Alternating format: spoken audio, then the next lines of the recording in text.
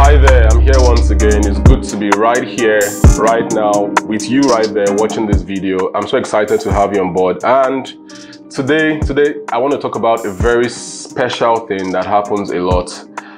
Some people call me the shares guy, some people call me too many things. And I think one of the reasons why is because over the years, I've had cause to really understand how companies operate.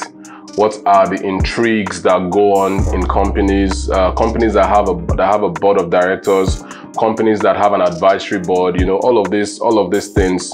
I've had the first-hand experience in dealing with over 1,000, in fact, over 1,500 companies. Wow, that's a very high number. Imagine having bet 1,500 babies. That's what I'm actually talking about. So basically, one thing that I've begun to see, happening presently is the fact that a lot of people want to come together to run companies. People want to come together, they want to do business together.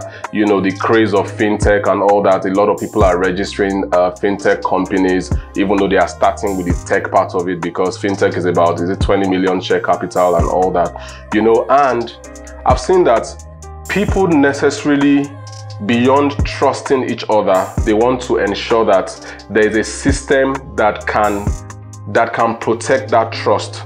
So that brings me to what I really want to share today, and that has to do with vesting of shares. Vesting of shares. What does vested shares really mean? People use that word a lot, and many times I've had to correct people on what it means. But basically right now, what vested shares simply means is that I want to engage with this individual. I am the owner of the idea. I'm the owner of the entire concept, but I cannot be the driver. I cannot be the tech guy. I cannot be the financial guy. I cannot be, the public relations guy. I cannot be the communications guy. So on the basis of that, I need several people to plug into the entire ecosystem of what the business is really going to be about. So, but I'm not sure whether those people will do what they say they would do. I'm not exactly sure. This person comes with a lot of very bright prospects. Their LinkedIn profile is wow. You would almost think that they are Bill Gates, and you're like, okay, let me see how I can work with this person. But at the end of the day, you are not exactly sure. So what tough CEOs with a tough mindset, what they basically do is that they come up with this system of vested shares. Vested shares simply means that this person is saying that they would deliver A, B, C, or X, Y, Z to this company. And based on the fact of their proclamation of what they intend to deliver to the company, you now tell them that, okay, within the next 2 years, 10% of the shares of this company would accrue to you in a 2-year period.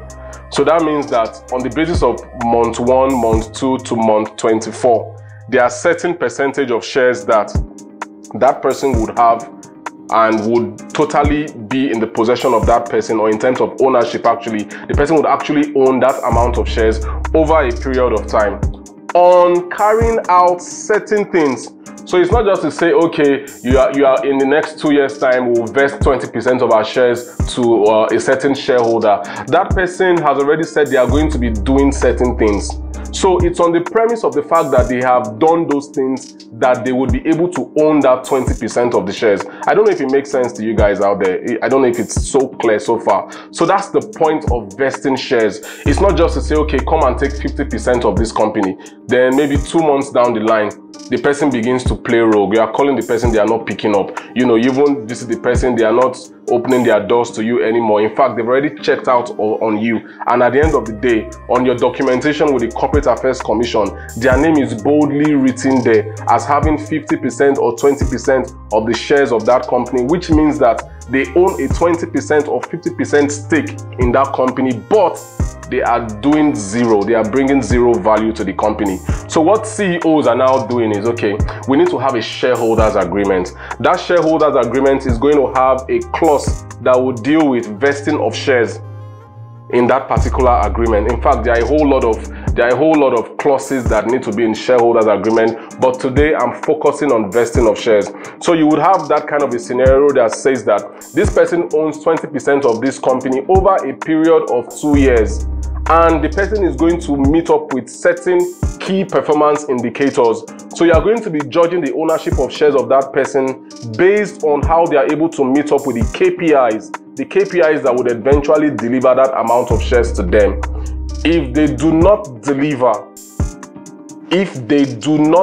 I'm repeating that because in many cases, people say a whole lot of beautiful things, but they don't deliver. They don't have the commitment towards the project. They do not necessarily believe in that project. After a while, if money is not coming, they check out of the project and they leave you home and dry and hanging. You don't want that to happen. That is why you must talk to professionals, those that understand, those that have dealt with over 1,500 companies. I'm not actually talking about myself, but if you think that way, that's also fine. But the point I'm trying to make is this: you need to get the right lawyer with the right kind of mindset on your team. It's not about the 100K or the 500K or the 1.5 million that you're actually paying to somebody to grind alongside with you to ensure that you get to that point where you are actually supposed to be. Because in fact, it's like when you are paying your tithe, you are giving 10%, but 90 is for you. So you got to be able to focus on your 90 and leave the 10. Do you understand what I'm trying to say? But the major point is this: as far as vesting of shares is concerned, you must have that at the back of your mind so that you are not left with the bottom part of the corn. Somebody else has eaten the grains out of the corn and you're just holding the bottom part of it as if it's a flour. You don't want that to happen to you. So please and please get the right things on your agreements, and do not enter a business relationship that has to do with ownership without going the extra mile to have a shareholders agreement. It's very important. You don't want to be left hanging. I tell you.